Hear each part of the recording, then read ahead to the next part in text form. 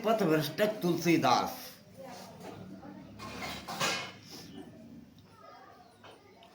अंधविश्वास बनाम श्रद्धा। अपनी प्रतिभा को प्रदर्शित करने का सभी को अधिकार है, ये ठीक है, लेकिन जिससे समाज दिग्भ्रमित हो जाए, उसका अहित हो, ये पाप है। तुलसीदास हिंदी संस्कृत के अच्छे ज्ञाता थे। उनकी काव्य रचना इसका प्रमाण है। इसमें कोई संशय नहीं, वे कवि हृदय थे, अतः कविता लिखना कोई बुरी बात नहीं।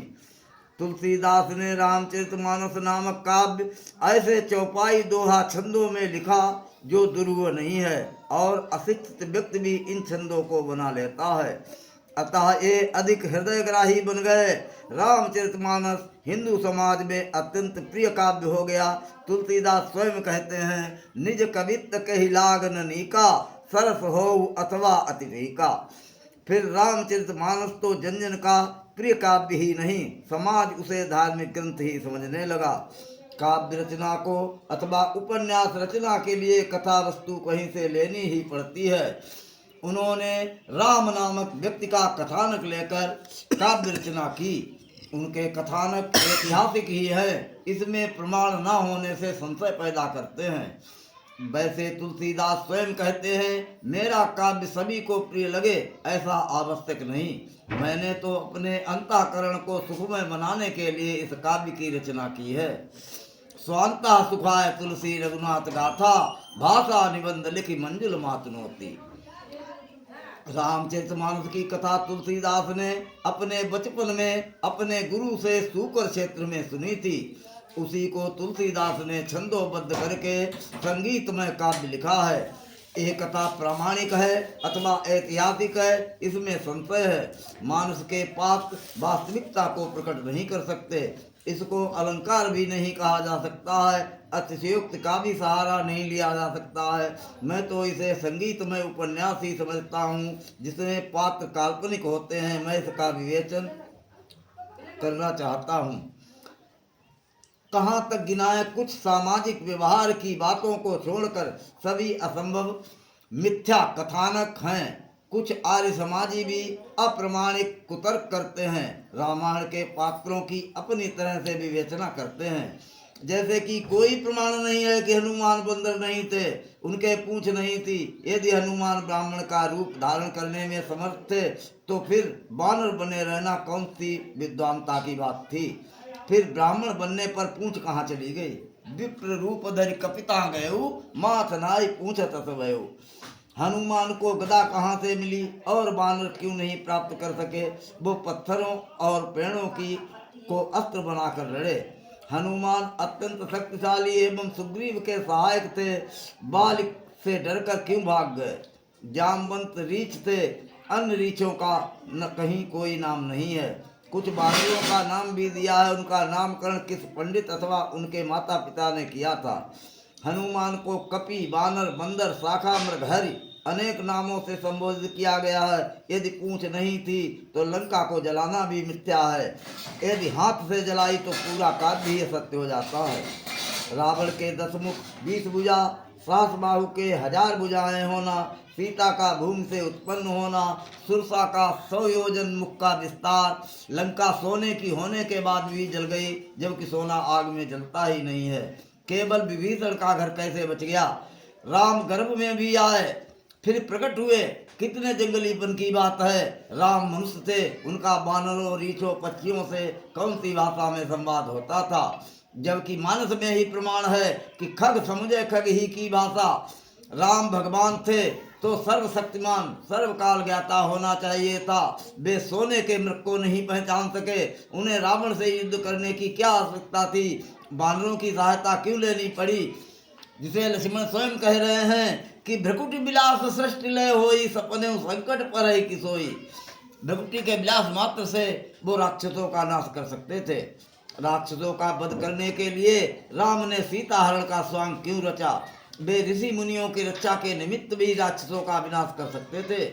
जटायु और संपाति पक्षी थे।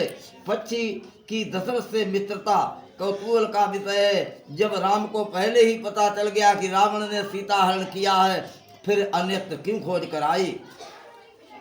कहाँ तक पौराणिक आख्यानों का विवेचन करें। इन पौराणिक आख्यानों और अवतारवाद ने हिंदू धर्म को गर्त में ढकेल दिया। फिर सब अवतार भारत में ही क्यों हुए? अवतारवाद की महिमा ही निराली है, उस पर कितना व्यंग कसा जाए। इन पौराणिकों ने अपना पेट तो भरा, देश और समाज को दिग्भ्रमित करके देश के शत्रु बन बैठे और सत्य सनातन वैदिक धर्म से भारतीयों को पृथक कर दिया। आर्ष ग्रंथों का पठन पाठन समाप्त हो गया। अनार्ष रामायण ने देश का सत्यानाश कर दिया। तुलसी लिखते तो हैं रामचरितमानस और आरती करते हैं रामायण जी की। सभी अवतार श्रेष्ठ क्रम के विरुद्ध हैं, उनमें सत्य नाम मात्र को भी नहीं है। शिवाजी के समय से पहले कहीं हिंदू शब्द नहीं था, सभी भारतीय आर्य कहलाते थे। देश का नाम आर्यावर्त था। मैथिली शरण गुप्त ने कहा है कि मानस भवन में आर्यजन जिसकी उतारे आरती, भगवान भारतवर्ष में गूंजे हमारी भारती। जिन पौराणिकों के अगस्त ऋषि ने समुद्र को 3 चुल्लू भरकर पी लिया, उसी समुद्र को पौराणिकों के भगवान राम पार नहीं कर सके, उसे पीकर सुखा देते। क्या अगस्त ऋषि भगवान राम से शक्तिशाली नहीं थे? राम के का सहायक उसी समुद्र को लांग गया। राम को पुल बनाने की आवश्यकता क्यों पड़ी? अपनी सामर्थ्य का प्रयोग नहीं किया। जड़ समुद्र से रास्ता देने की याचना करना मूर्ख व्यक्ति का काम है। क्रोध में धनुष बाण संधान किया लेकिन चलाया नहीं। समुद्र के जीव जंतु चलने लगे तो समुद्र ने मनुष्य का रूप धारण कर लिया, लेकिन समुद्र पानी रूप में फिर भी बना रहा। उसे सूख जाना चाहिए था, लेकिन ऐसा नहीं हुआ। क्या कपोड़ा उड़ाया, बाण धनुष पर संधान करके आवश्यकता न रहने पर फिर तर्कस में वापस क्यों नहीं रखा? समुद्र के उत्तर तटवासियों पर चलाने के लिए क्यों कहा गया? फिर समुद्र के उत्तर तट पर भारतीय ही रह रहे होंगे, क्या उन्हीं को मार डाला? दक्षिण तट पर बसी लंका पर प्रहार क्यों नहीं किया? लंका विजय के पश्चात जब राम अयोध्या वापस आए तो खरबों रीछ राम के साथ आए। क्या सभी पुष्पक विमान में ही भरकर अयोध्या गए? विमान का ड्राइवर कौन था? पुल आने से पहले क्या तोड़ दिया? इस युग में विज्ञान इतना उन्नत होने के बाद भी समुद्र पर पुल बनाने में सक्षम नहीं है। पुराणों के अनुसार सारा संसार कश्यप की संतान है। आदि सृष्टि में कश्यप की 5वीं पीढ़ी में विनता नाम की एक सेनी, जो कि बाज पक्षी है, के अरुण और गरुड़ 2 गीध पक्षी उत्पन्न हुए। वाल्मीकि रामायण के अनुसार जटायु ने अपने वंश का इतिहास बताया है कि मैं और संपाति उसी अरुण के पुत्र हैं। त्रेता युग तक जटायु और संपाति जीवित रहे। क्या विडंबना है! राम ने विभीषण को 1 कल्प तक राज्य करने का वरदान दिया। आज विभीषण लंका में कहीं दिखाई नहीं देता, जबकि 1 कल्प ब्रह्मा का 1 दिन का होता है। वरदान कहाँ उड़ गया? नीलगिरी पर्वत तमिलनाडु की एक पर्वतमाला है, जहाँ पर कागभूषुंडी रहता है, जिसका नाश कल्पांत में भी नहीं होता है। वहाँ निरंतर राम कथा कहता है। वृद्ध वृद्ध पक्षी कथा सुनने आते हैं। वो अपनी भाषा में कथा कहता है, उससे मनुष्यों का क्या प्रयोजन? अतः मनुष्य कोई नहीं जाता। गरुड़ वही राम कथा सुनते हैं। शंकर जी कहते हैं, जब बहुकाल करिए सत्संगा, इससे निश्चय होता है कि बहुत समय तक नीलगिरी पर सत्संग किया होगा। अपने स्वामी विष्णु जी से गरुड़ ने कितने दिनों का अवकाश लिया होगा? यदि बिना अवकाश लिए गया होगा तो मालिक कुपित हो गया। आजकल कहीं का भूषुंडी दिखाई नहीं देता। इसी रामचरितमानस की रचना करके शंकर जी ने अपने मन में ही रखा, प्रकट नहीं किया। क्या शंकर जी में लोक उपकार की भावना नहीं थी? रचि महेश निज मानस राखा, अथवा मिथ्या रामचरितमानस का संसार में प्रचार करके निंदा का पात्र नहीं बनना चाहते होंगे। उन्होंने भी आत्मसंतुष्टि के लिए ही मानस की रचना की होगी।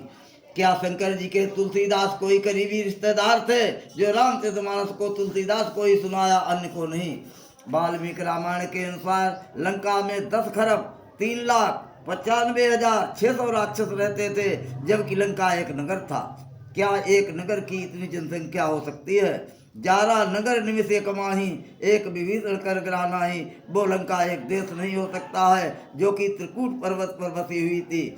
गिरि त्रिकूट ऊपर बसी लंका, जहाँ रावण सहज असंका। सारांश है कि रामचरितमानस एक काल्पनिक संगीतमय काव्य है। अधिकांश प्रसंग काल्पनिक ही कहे जा सकते हैं। इसे ऐतिहासिक ग्रंथ समझना ना समझी ही है।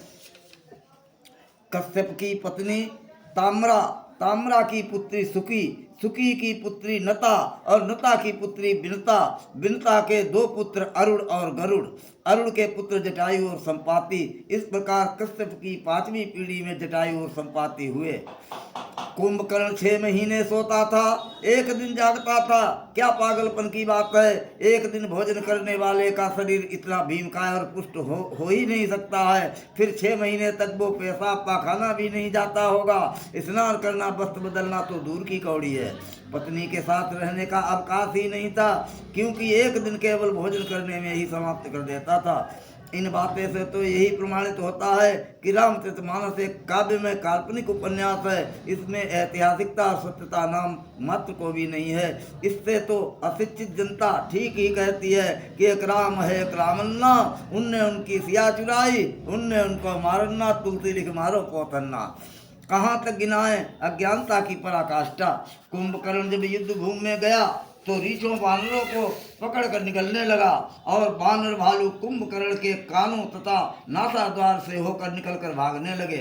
जबकि भोजन मार्ग, आहार नली और श्वास नली अलग अलग है, अतः मास दयानंद का कथन सत्य ही प्रतीत होता है कि भाषा रामायण एक जाल ग्रंथ है, इसे नहीं पढ़ना चाहिए। लोकोक्ति है कि बच्चों का खेल, गिलगिलियन की मौत, तुलसी का भाग विलास और हिंदुत्व का सर्वनाश। फिर भी काव्य की दृष्टि से मानस का रूपक अद्वितीय है। रस छंद अलंकार भावों की व्यंजना दर्शनीय है।